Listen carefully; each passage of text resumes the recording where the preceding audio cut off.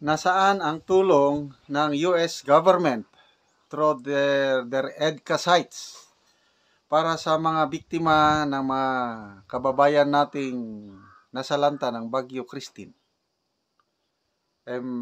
Masakit po ang katotohanan. Wala, dahil nagko-coordinate pa lang ang ating gobyerno sa US government. Panoorin natin ito. Nakikipag-ugnayan naman si Department of National Defense Secretary Gilberto Teodoro Jr. sa mga kalapit na bansa para sa dagdag na tulong.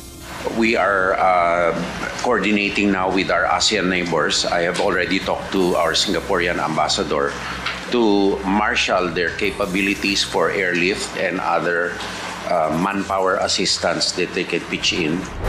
Ang Estados Unidos magpapadala na rin ang kanilang air assets sa pamamagitan ng Enhanced Defense Cooperation Agreement o EDCA sites. We already have alerted most of our aircraft, but yesterday we also coordinated with our US counterparts, and they are ready to send in their aircraft using our EDCA sites. So, yun po. Namamatay na po. Hirap na ang mga kababayan natin, lalo na sa Bicol. Kailangan nila ng rescue. Kailangan nila ng equipments, rubber boats, air assets. Kaya lang, ang bagal ng kilos. Aanhin pa ang damo kung patay na ang kabayo. Okay? So ito, may post si General Orlando De Leon sa kanyang social retired general ito. Sabi niya, Gibo, may nahiram ka na bang rubber boats sa mga kano? Pakibilisan, baka wala ka nang maabutan sa baha. Grabe, sa Camarines Sur, sa mga bayan, maraming bayan doon na nalubog sa baha, wala pa rin rescue, walang relief, so bangka ang kailangan. So, asa na yung ironclad commitment ng US na tutulungan tayo in times of disaster like this? Ito may isa pang post ni General De Leon. Ito. Ironclad daw. Rubber boats nga lang di maipahiram, as in rubber boats. Iron pa kaya sa namagan. Bakit in fairness naman sa US, malala ko nung panahon ng Bagyo Yolanda, in fairness, mabilis ang US natulong. Halos sila ang pinakauna, maliban lang dito sa local na tulong. Yung grupo ni then Mayor Rodrigo Roa Duterte from Davao, ang unang nakarating doon, sumunod na ang US. Mabilis ang US na tumulong nung Yolanda sa aking recollection. But ito, bakit ilang araw na lumipas yung wala pa rin? Ang tingin ko is parang hindi inakala ng gobyerno na ganito katindi ang epekto ng Bagyo Baha sa Bicol region, lalo na kasi ang landfall more on sa Isabela. So makikita nyo, walang masyadong issue sa Cagayan Valley, Isabela. Dito lang tayo nagka-problema sa Bicol. So akala nila hindi maapektuhan ang Bicol ng ganito katindi. So, it's more on yung mindset, yung preparation. Grabe, ang daming nangangailangan ng tulong. At may nakita akong post dito. Si ex-VP Lenny. Ang ganda yung ito, again, kay General De Leon na post. Sabi niya, lodi ko na si Lenny, idol. Ako'y lubhang nagsisisi na hindi ko siya binoto. Maliit man ang bangka niya, malaki naman ang puso niya. Mabuhay ka, future Naga Mayor Lenny. Nakakailang biyahe kaya siya, just a thought. Ito, maliit lang na rubber boats, naghahatid ng relief goods sa mga nasalanta. At nandyan si Madam Lenny. Mabuti, sumuong siya talaga sa baha. Yan ang leader. Kaya ako, idol, ang galing. So, sana ganito lahat ang leader. Maliit man lang ang bangka na ginamit niya, maliit na rubber boat, malaki ang puso niya. Gusto niya talagang tumulong. Yung ibang opisyalis natin ay nandun lang sa mga conference room, sa istorya.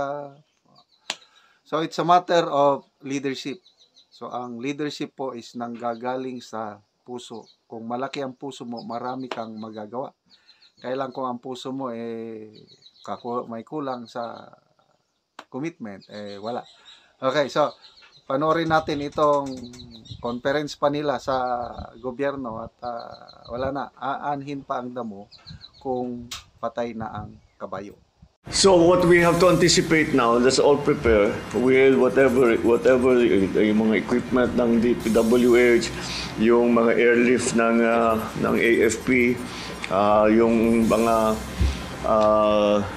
relief goods and kung ano man. No? Paghandaan pa ang magiging epekto ng Bagyong Christine. Ito ang mahigpit na bilin ni Pangulong Ferdinand Marcos Jr. sa mga ahensya ng pamahalaan sa pagtugon sa mga naapektuhan ng bagyo. Ayon sa Pangulo, kakaiba na ang galaw ng mga bagyo ngayon kaya dapat maging alerto ang lahat.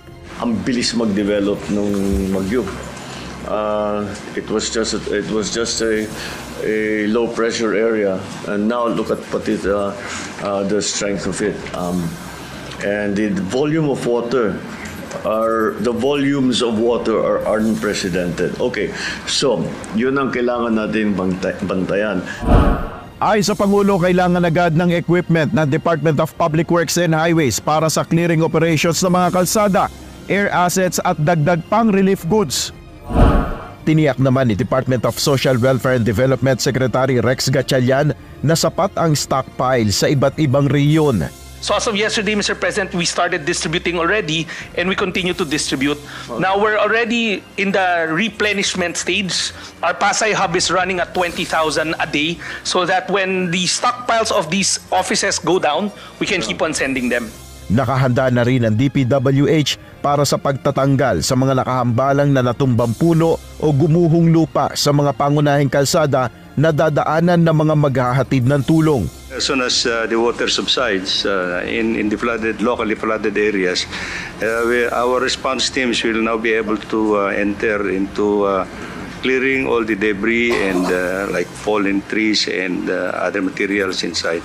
Magpapadala rin ang Department of Health ng mga medical team sa mga malubhang naapektuhan ng bagyo. This is a 30-man team complete with wash facilities for outpatient care. I plan to deploy it, one in Bicol, the other one in northern and central Luzon.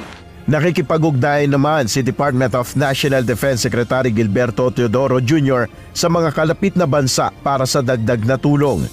We are coordinating now with our ASEAN neighbors. I have already talked to our Singaporean ambassador to marshal their capabilities for airlift and other manpower assistance that they can pitch in. Ang Estados Unidos magpapadala na rin ng kanilang air assets sa pamamagitan ng Enhanced Defense Cooperation Agreement o EDCA sites. We already have alerted most of our aircraft.